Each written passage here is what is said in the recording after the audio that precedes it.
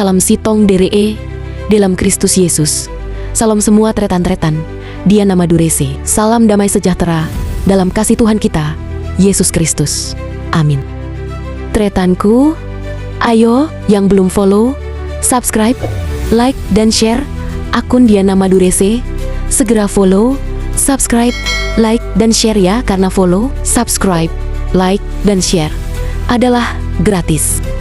Oke, sebelum kita lanjut, bagi tretanku yang merasa terberkati oleh Tuhan dan ingin membantu pelayanan mandiri dari Diana Madurese, tretanku bisa memberikan berkat Tuhan tersebut ke rekening yang ada di layar.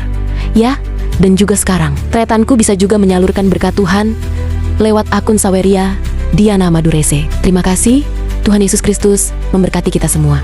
Amin. Let's check it out.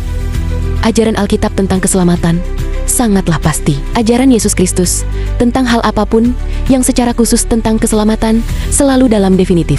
Ketika Yesus mengklaim 3 hal, yaitu jalan, kebenaran, dan hidup, sesuai yang difirman oleh Tuhan di dalam Injil Yohanes pasal 14 ayat 6, kata Yesus kepadanya, "Akulah jalan dan kebenaran dan hidup, tidak ada seorang pun yang datang kepada Bapa kalau tidak melalui aku." Yesus mengklaim 3 hal tersebut dalam bentuk kata sandang yang secara kuat membuktikan bahwa keselamatan hanya melalui Yesus. Di sini, Yesus menegaskan dengan mengatakan, "Tidak seorang pun yang sampai kepada Bapa kecuali melalui aku." Ajaran ini dikuatkan oleh Allah Bapa ketika Musa, Elia, dan Yesus Kristus bertemu di atas gunung seperti yang terdapat di dalam Injil Matius pasal 17 ayat 5. Begini firman Tuhan, "Inilah anak yang kukasihi, kepadanyalah aku berkenan, dengarkanlah dia." Aku berkenan, dengarkanlah dia. Ini sebuah fakta dan bukti yang kuat bahwa Bapa berkenan, sehingga dia menyebut Yesus sebagai Allah. Hal ini ada di Ibrani pasal 1 ayat 8. Begini firman Tuhan, "Tetapi tentang anak ia berkata, tahtamu ya Allah tetap untuk seterusnya dan selamanya, dan tongkat kerajaanmu adalah tongkat kebenaran." Tentang keselamatan yang hanya melalui Yesus Kristus dikuatkan oleh Petrus dan Paulus sendiri di dalam Kisah Para Rasul pasal 4 ayat 12 dan di dalam 2 Timotius pasal 2 ayat 10. Mari kita lihat di dalam Kisah Para Rasul pasal 4 ayat 12, begini firman Tuhan, "Dan keselamatan tidak ada di dalam siapapun juga selain di dalam Dia, sebab di bawah kolong langit ini tidak ada nama lain yang diberikan kepada manusia yang olehnya kita dapat diselamatkan." Lalu tretanku bisa melihat di dalam 2 Timotius pasal 2 ayat 10. Begini firman Tuhan, "Karena itu aku sabar menanggung semuanya itu bagi orang-orang pilihan Allah, supaya mereka juga mendapat keselamatan dalam Kristus Yesus dengan kemuliaan yang kekal." Petrus sebagai rasul yang dipilih oleh Yesus Kristus melihat, merasakan, dan berdialog langsung dengan Yesus Kristus, sehingga dia menuliskan bahwa kami tidak mengikuti dongeng-dongeng isapan jempol manusia ketika kami memberitahukan kepadamu kuasa dan kedatangan Tuhan kita Yesus Kristus sebagai Raja, tetapi kami adalah saksi mata dari kebesarannya.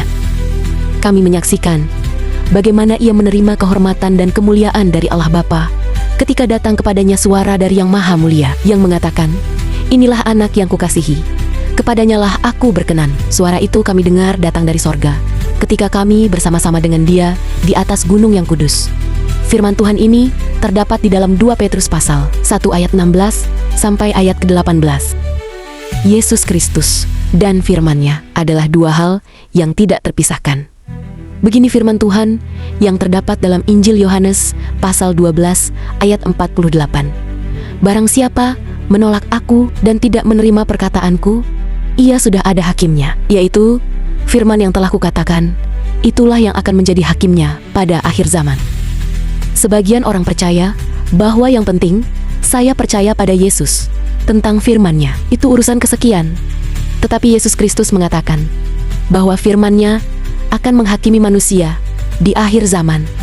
Yesus diwakili oleh firman-Nya di dunia ini. Sebelum Dia naik ke sorga, Dia menjanjikan kedatangan dari Roh Kudus yang menuntun dan memimpin para penulis Alkitab pada seluruh kebenaran. Dan kita sama-sama lihat di Yohanes pasal 16 ayat 13, begini firman Tuhan, "Tetapi apabila Ia datang, yaitu Roh kebenaran, Ia akan memimpin kamu ke dalam seluruh kebenaran, sebab Ia tidak akan berkata-kata dari dirinya sendiri, tetapi segala sesuatu yang didengarnya itulah yang akan dikatakannya. Dan ia akan memberitakan kepadamu hal-hal yang akan datang. Firman inilah alat yang dipakai oleh setiap orang Kristen sebagai pedang roh. Efesus pasal 6 ayat 17 mengatakan, "Dan terimalah ketopong keselamatan dan pedang roh, yaitu firman Allah." Dengan demikian, tujuan dari penulisan Alkitab adalah sangat penting, yaitu 1. Untuk menghasilkan iman, seperti yang tertulis di dalam Injil Yohanes pasal 20 ayat 30 sampai dengan ayat 31. Begini bunyi firman Tuhan. Memang masih banyak tanda lain yang dibuat Yesus di depan mata murid-muridnya yang tidak tercatat dalam kitab ini, tetapi semua yang tercantum di sini telah dicatat, supaya kamu percaya bahwa Yesuslah Mesias, Anak Allah, dan supaya kamu oleh imanmu memperoleh hidup dalam namanya.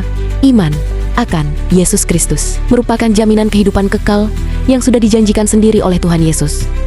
Kedua, untuk menghasilkan pengetahuan seperti tertulis di dalam 1 Yohanes pasal 5 ayat 13. Begini firman Tuhan, "Semuanya itu kutuliskan kepada kamu, supaya kamu yang percaya kepada nama Anak Allah tahu bahwa kamu memiliki hidup yang kekal." Pengetahuan akan hari akhir, bahwa kita akan hidup kekal dan mempunyai jaminan keselamatan pada hari akhir, sangat mutlak kita perlukan. Iman dan pengetahuan adalah dua hal yang tidak terpisahkan. Kedua hal ini harus dimiliki seseorang agar diselamatkan.